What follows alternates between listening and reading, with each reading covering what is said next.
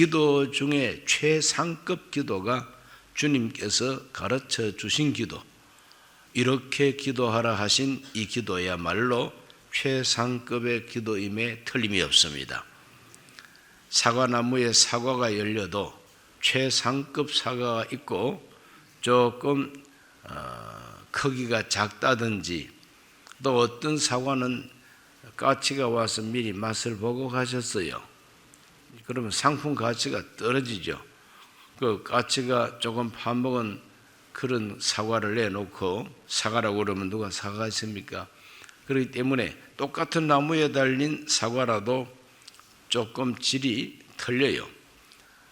기도도 뭐 여러 가지 기도가 있고 또 많은 사람이 기도한 기도들이 있는데 그 중에 최고의 기도가 바로 이렇게 기도하라고 가르쳐 주신 예수님이 가르쳐 주신 기도입니다. 인정하시면 아멘 합시다. 들으시는 기도를 하나님께 올려야 되는데 주님 가르치신 기도, 이렇게 기도하라 하신 분이 내 몰라라 하면은 안 되지요. 그러므로 반드시 들으시는 기도가 주님 가르쳐 주신 기도입니다. 그러나 이 기도를 하나님께 올려야 하는 우리 사람이 그 기도의 중요성도 모르고 그 기도를 소중하게 여기지 아니하고 그냥 습관처럼 주문 외우듯이 그냥 술술술술술 이렇게 암송해버리고 만다면은 하나님이 들으시는 기도가 못 됩니다. 그렇기 때문에 이 세상에서 가장 가볍게 여김을 받고 또 무시당하는 또 기도문 중에 하나가 바로 주님 가르친 기도예요. 깊은 생각 없이 진실한 믿음을 거기에 담지 않고 그냥 습관으로 뚝딱 해치우는 그런 주문 외우듯이 하는 주기도문, 소용이 없다 이 말이죠. 그러므로 우리들은 주님이 이렇게 기도하라 했으면은 그 기도의 중요성을 알고 우리 진실한 마음과 믿음을 포함해서 올려야 될 줄로 믿습니다. 그러므로 기도하는 데 있어서 중요한 것은 기도하는 사람의 자세, 기도하는 사람의 그 마음, 기도하는 사람의 믿음, 이것이 중요한 것입니다. 그래서 믿음을 가지고 정성을 가지고 진실하게 하나님 앞에 기도해야 될 것입니다. 함부로 취급할 수는 없습니다. 이렇게 기도하라 할 때에 주님이 가르쳐 주신 기도는 시작부터가 달라요. 시작이 참 중요합니다. 어제 새벽에 시작이 중요하다는 것을 말씀드렸어요. 그 시작은 어떤 시작이냐? 내가 하는 기도를 들으시는 주님이 누구시냐? 내 기도 들으시는 분이 누구냐?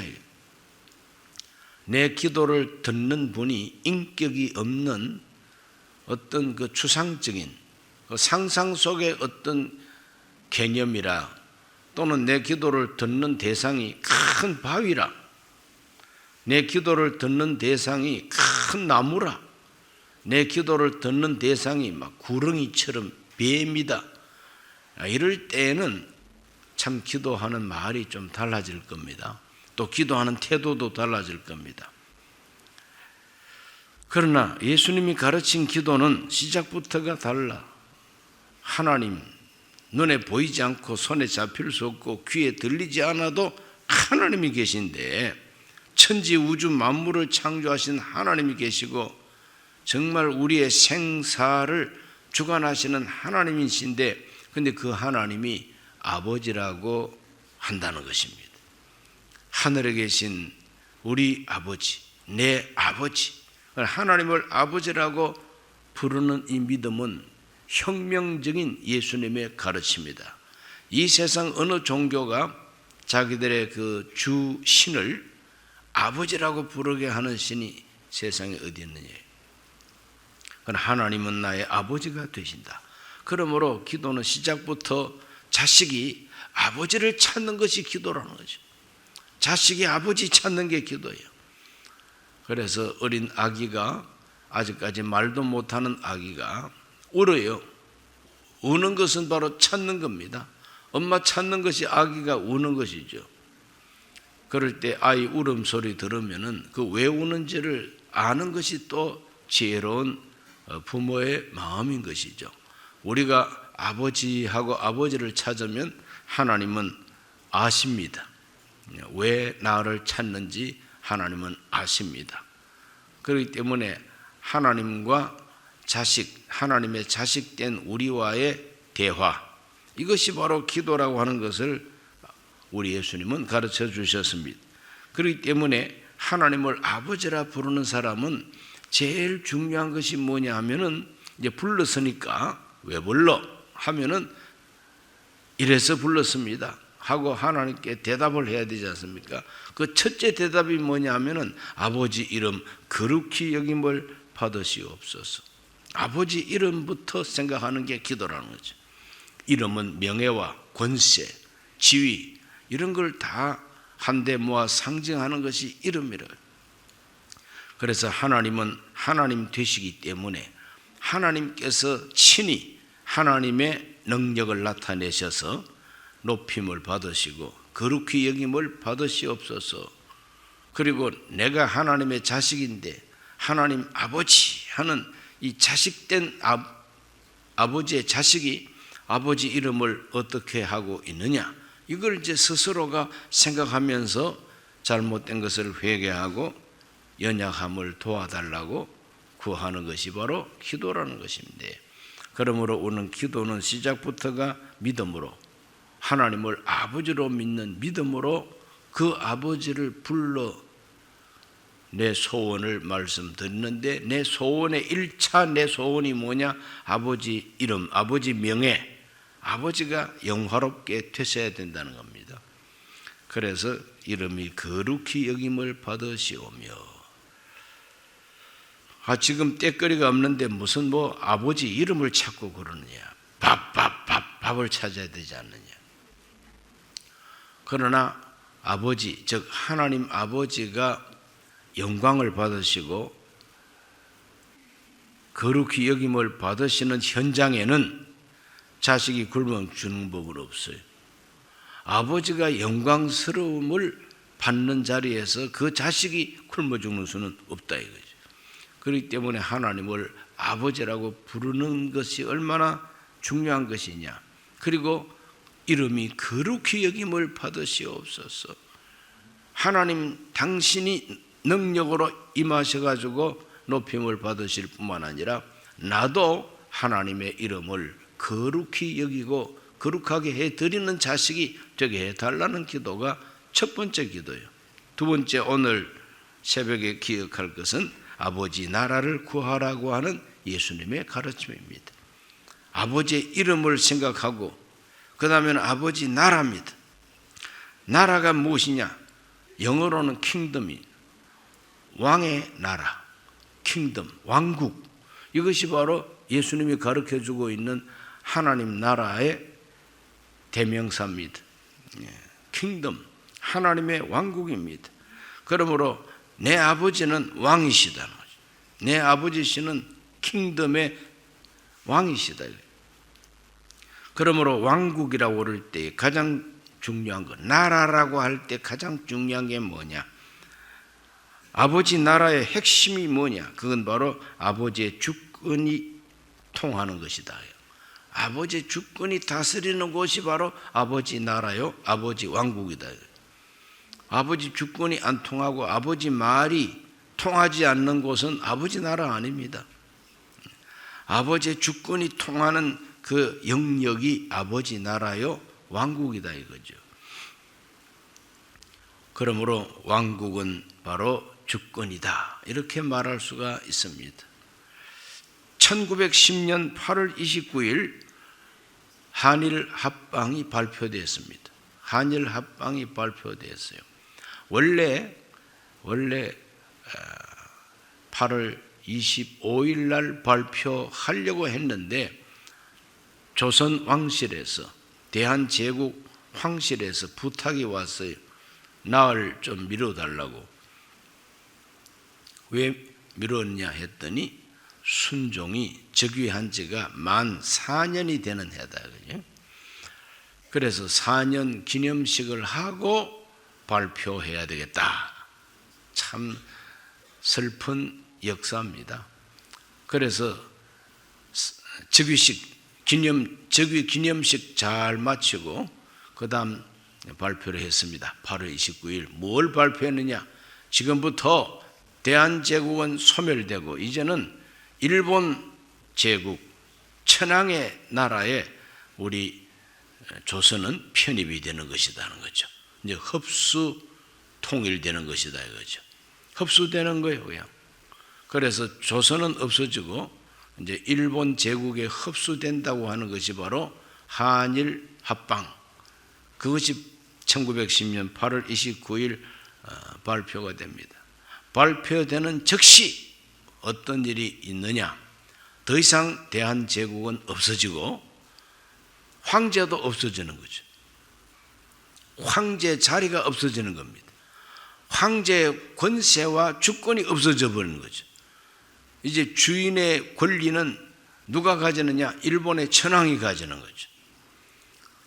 그러므로 조선의 왕은 껍데기 왕입니다. 그래서 고종을 덕수궁의 이태왕, 순종을 창덕궁의 이왕, 이태왕, 이왕.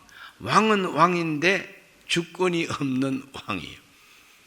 그 왕의 권위는 자기 궁실 또 자기 가족들 안에서만 통하는 거죠. 이제 한 가장으로서의 권리는 있지만 국가를 관리하는 권리는 싹 없어지고 일본이 다 잡고 이제는 일본이 되고 만 겁니다. 그냥 이것이 우리나라 역사 속에 참 슬픈 역사인 것입니다. 백성들은 목자 없는 양처럼 되어버리고 말았죠. 이것이 아주 오랜 옛날 역사가 아닙니다.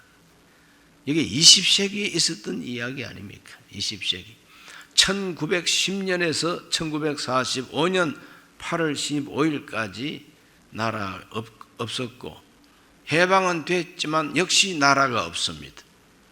해방은 됐어도 나라가 없어요. 그러면 해방되고 난 다음에 나라가 언제 생겼느냐? 1948년 8월 15일 3년 후에 대한민국이라고 하는 나라가 세워지고 그때부터 주권이 이제 대한민국 주권이 돼가지고 대한민국의 정부가 그 주권 행사를 하고 대한민국의 국회가 법을 만들어내고 대한민국의 사법부가 재판을 하고 대한민국의 외교부가 이제는 여권을 발행하고 이렇게 해서 나라 구실을 하게 된 것이 바로 1948년 8월 15일 아닙니까? 그렇기 때문에 우리 대한민국의 역사가 길지 않습니다. 이제 뭐 70년 조금 넘었어요. 76년째입니까? 이렇게 나라가 세워졌다. 그때부터 주권이 행사된다. 그러므로 뭐 왕국이든지 아니면 민주주의 나라든지 나라의 핵심은 주권이 통해야 된다는 거죠. 권리가 통해야 된다는 겁니다. 하나님 나라, 아버지 나라, 그건 바로 아버지의 주권이 통하는 그러한 나라가 되게 해달라고 하는 기도입니다. 나라가 임하시오며 그랬어요. 임한다는 것이 뭡니까? 임한다는 것이 바로 주권이 행사되는 것이 바로 임하는 것이죠. 하나님의 거룩한 능력이 우리에게 임하면은 그것도 하나님 나라가 임하는 것이라고 예수님께서 가르쳐 주었습니다. 마태복음 12장 28절로 29절 다 같이 읽어보겠습니다. 그러나 내가 하나님의 성령을 힘입어 귀신을 쫓아내는 것이면 하나님 나라가 이미 너희에게 임하였느니라. 사람이 먼저 강한 자를 결박하지 않고서야 어떻게 그 강한 자의 집에 들어가 그 세간을 강탈하겠느냐. 결박한 후에야 그 집을 강탈하리라. 그러므로 이 강탈한다고 하는 말 참 끔찍한 말이죠. 그 일본이 조선을 강탈해 버렸습니다. 그 강탈하고 난 다음에 법적으로 우리 강탈했다? 지금부터 우리가 다스린다? 그걸 발표한 날이 1910년 8월 29일에 말이죠. 기분 되게 나쁘죠? 그렇지만 그것이 엄연한 현실을 이었던 겁니다. 그러나 미국이 더 강한 자가 돼가지고 저 일본을 갖다가 강탈했습니다. 이것이 1945년에 있었던 2차 대전의 승리입니다. 그 2차 세계대전에서 미국이 더 일본보다 강해가지고 일본을 강탈해 버렸어요. 그 강탈해가지고 주권을 빼앗았습니다. 그 주권을 빼앗아서 우리한테 금방 안 주고 한반도를 38선으로 잘라가지고 북쪽에는 소련이 들어와가지고 강탈해가지고 3년 통치하고 남한은 미국이 들어와서 3년 통치한 다음에 자기들하고 뜻이 맞는 정부를 세워가지고 잘 해봐. 이것이 바로 냉전이라는 겁니다. 세계 역사의 냉전이죠. 공산주의권이 하나 생겨나고 자유민주주의권이 하나 생겨나서 이 양대 세력이 양극화라 그럽니다. 이렇게 냉전 시대에 우리 남한 대한민국은 자유민주주의 진영에 속한 정부를 세워가지고 주권을 받았어요. 강탈이 참 중요한 겁니까? 지금 우리 대한민국을 강탈하려고 하는 세력이 있죠. 그 우리가 다 알고 있습니다.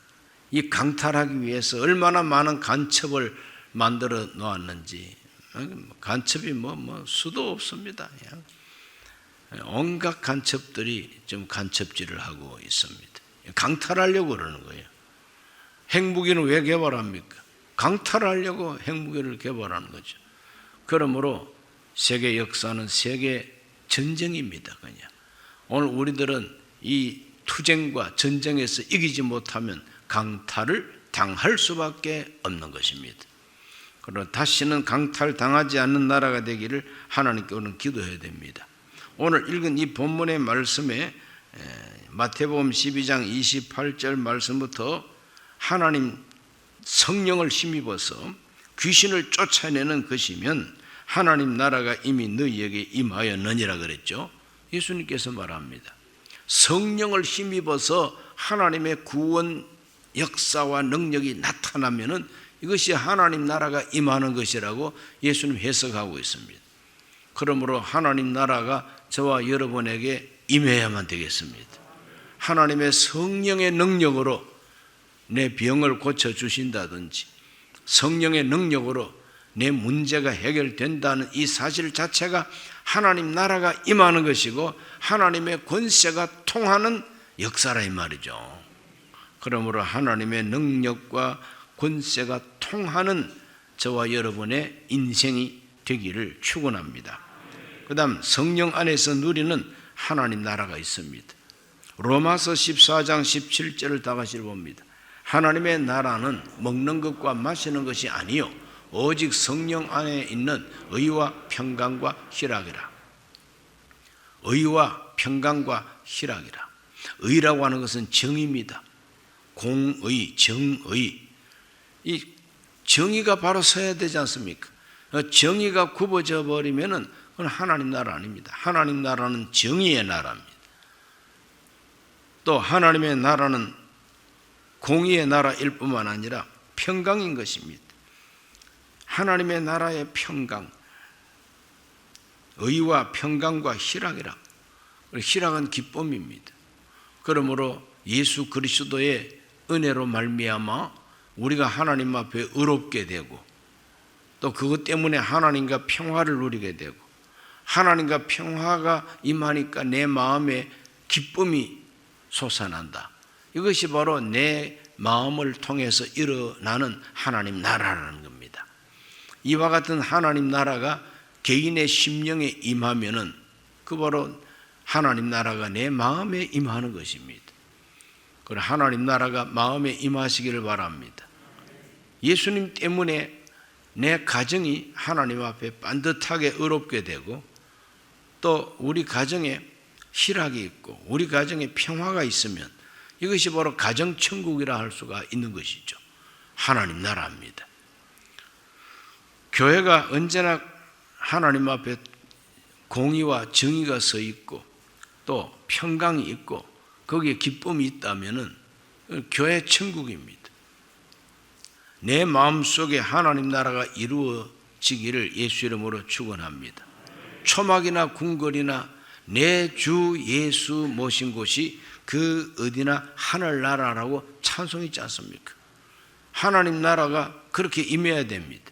그러니까 나라가 임하시오며 하나님 나라를 구하라는 겁니다.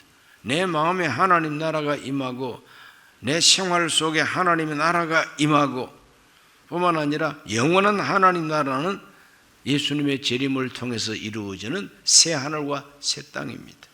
요한계시록 22장 20절 말씀이죠.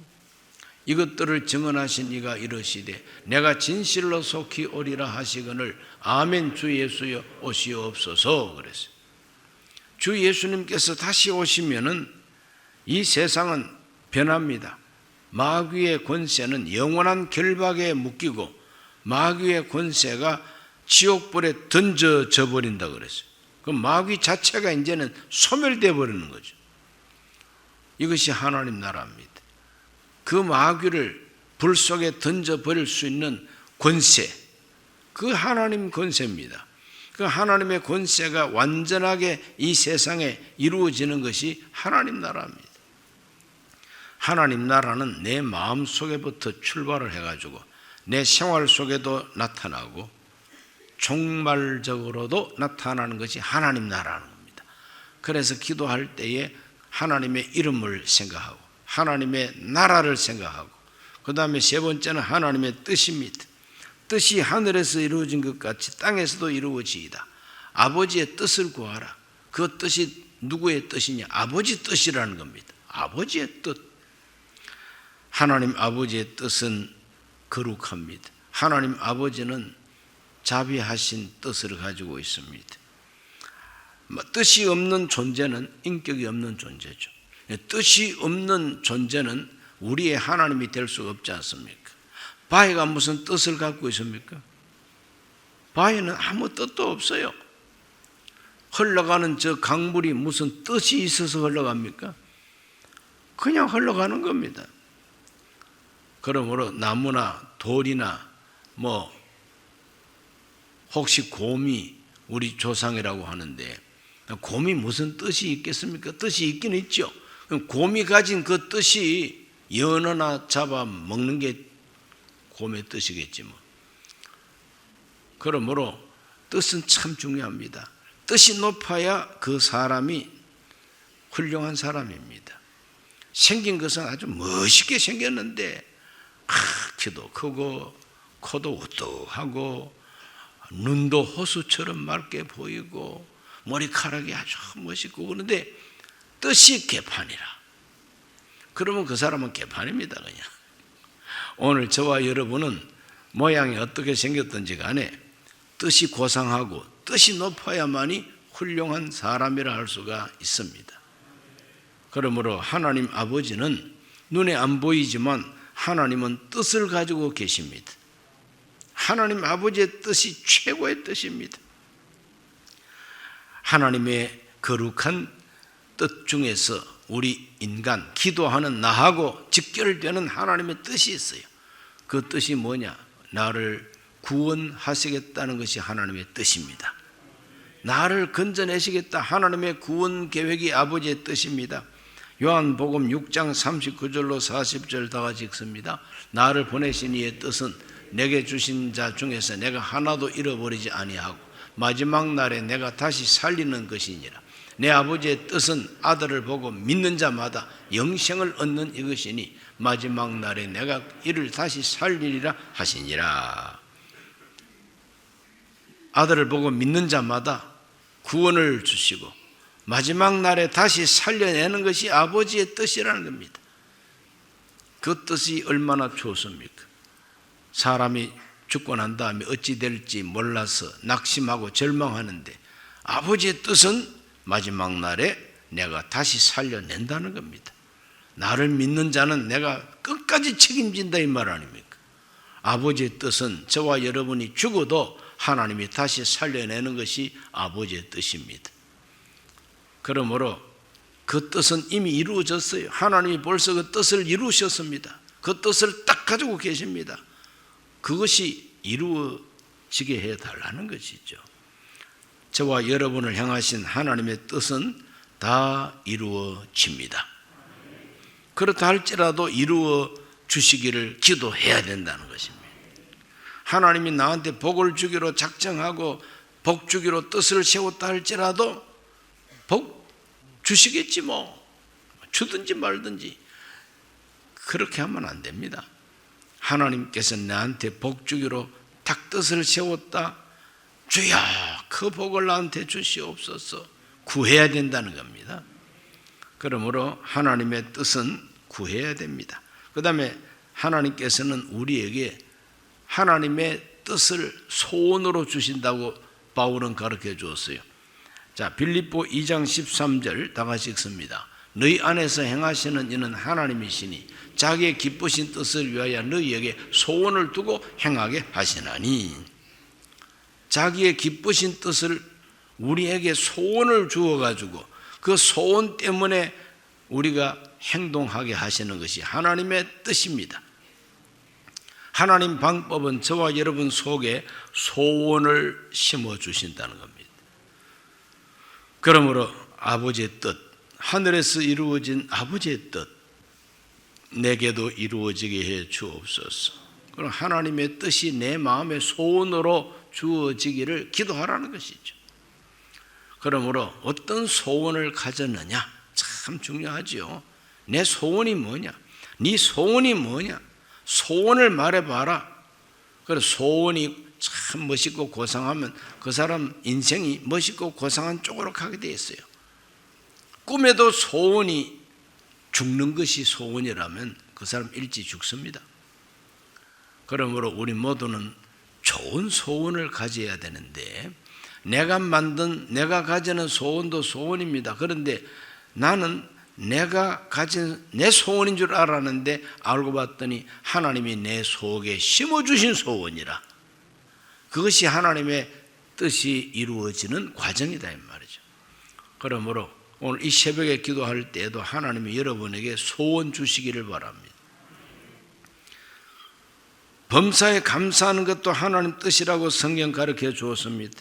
우리가 잘 아는 데살로니가전서 5장 18절 범사에 감사하라, 이것이 그리스도 예수 안에서 너희를 향하신 하나님의 뜻이니라 그랬어요. 하나님의 뜻은 범사에 감사하는 것입니다. 믿어지시면 아멘 합시다. 믿어지시면 아멘 합시다. 그렇기 때문에 우리는 하나님의 뜻을 알아야 됩니다. 로마서 12장 2절은 우리에게 가르쳐 주었습니다. 너희는 이 세대를 본받지 말고 오직 마음을 새롭게 함으로 변화를 받아 하나님의 선하시고 기뻐하시고 온전하신 뜻이 무엇인지 분별하도록 하라. 하나님의 뜻을 분별한 사람은 그 뜻이 소원이 되고, 하나님의 뜻을 분별한 사람은 낙심하지 않습니다. 왜 그러냐? 때로는 내가 하나님 앞에 근심하는 것도 하나님의 뜻이라는 것을 발견하게 됩니다. 내가 왜 근심하느냐? 근심함으로 회개시키는 것이 하나님 뜻입니다. 할렐루야. 때로는 하나님께서 내 마음속에 헌금할 마음을 줍니다. 어떻게 하면 내가 하나님 앞에 헌금을 드려서, 그 헌금은 목적 있는 헌금이요, 선교 헌금, 건축 헌금, 감사 헌금, 소원의 예물, 이와 같이 하나님께 헌금 드리는 것도 하나님의 뜻이고, 간절한 소원도 하나님의 뜻이고, 고난 받는 것도 하나님의 뜻일 때가 많다는 거예요. 베드로가 가르쳐 줬습니다. 고난 받는 것도 하나님의 뜻이라. 그러므로 우리들은 하나님의 뜻이 꼭 좋은 것, 우리가 느끼기에 좋은 것만 하나님 뜻이 아니라 우리 인간이 좀 거부하고 싫은 것, 이것도 하나님의 뜻으로 다가올 수가 있다는 겁니다. 그래서 범사에 감사하라는 것입니다. 알고 보면 다 은혜라는 것입니다. 그러므로 하나님 아버지의 뜻, 하늘에서 이루어진 것 같이 땅에서도 이루어지이다. 우리 예수님께서는 우리에게 기도의 선생님이 되실 뿐만 아니라 기도의 모범도 되십니다. 겟세마네 동산에서 흐르는 땀이 피가 되도록 기도하신 예수님, 누가복음 22장 42절로 44절 다 같이 읽어봅니다. 이르시되 아버지여 만일 아버지의 뜻이거든 이 잔을 내게서 옮기시옵소서. 그러나 내 원대로 마시옵고 아버지 원대로 되기를 원하나이다 하시니 천사가 하늘로부터 예수께 나타나 힘을 더하더라. 예수께서 힘쓰고 애써 더욱 간절히 기도하시니 땀이 땅에 떨어지는 핏방울같이 되더라. 기도의 모범자이십니다. 아버지의 뜻이거든 내가 죽겠다 이 말이죠. 나의 원대로 마시고 내 원대로 말고 아버지 원대로 되기를 바라나이다. 이것이 예수님의 기도의 모범인 것이죠. 뜻이 하늘에서 이루어진 것 같이 땅에서 이루어지이다. 예수 그리스도를 이 세상에 보내신 하나님의 뜻은 이미 세워졌어요. 뭐냐? 죽어서 대속물이 되는 것이 아버지의 뜻입니다. 그것이 이루어진 아버지의 뜻입니다. 그런데 현실적으로 십자가에 못 박혀 죽는 것은 몸서리치는 일입니다. 할 수 있으면 이 잔을 옮겨달라고. 그렇게 죽지 않고 인간을 구원할 수 있는 길이 있으면 피하고 싶은 것이 육신을 가진 예수님의 소원이었어요. 그러나 아버지의 소원은 뭐냐? 네가 죽어야 한다. 죽어라. 죽으라고 보냈는데 안 죽으려고 바둥거리면 되냐? 나의 원대로 말고 아버지 원대로 되기를 바라나이다. 결국은 예수님은 순종하셨, 죽기까지 복종하셨다 그랬어요. 그러므로 아버지의 뜻을 알면 죽기까지 아버지의 뜻을 따라야 된다는 겁니다. 이게 바로 기도라는 거죠. 그리고 기도는 낭만적인 게 아닙니다. 그렇죠? 기도는 로맨틱한 게 아닙니다. 기도는 목숨을 때로는 걸어야 하는 것이 기도라는 것이죠. 우리 예수님은 아버지의 뜻에 자기 목숨을 걸었습니다. 그랬더니 하나님은 걸어놓은 예수님의 목숨을 사흘 만에 부활시켜가지고 하나님 보좌 우편으로 끌어올리시고 모든 이름을 예수님 앞에 꿇게 했다고 빌립보 2장에서 말하고 있지 않습니까? 그러므로 하나님 아버지의 뜻은 거룩합니다. 하나님 아버지의 뜻은 반드시 이루어집니다. 그래서 기도는, 주님 가르친 기도는 전반부 3가지, 후반부 3가지. 아버지의 나라, 아버지의 이름, 아버지의 뜻. 그 다음에 후반부에는 이제 우리 인간에게 필요한 일용할 양식, 죄를 용서해 주시는 거 하고 악에서 건져 주시는 거. 그건 내일 새벽에 하기로 하겠습니다. 기도합니다. 존귀하신 아버지 하나님, 너희는 이렇게 기도하라고 기도를 가르쳐 주셨습니다. 반드시 들으시는 기도가 가르쳐 주신 기도인 줄로 믿습니다. 우리 한 사람 한 사람이 하나님의 뜻이 내게 이루어지기를 기도하게 하옵소서. 예수님 이름으로 기도하옵나이다. 아멘.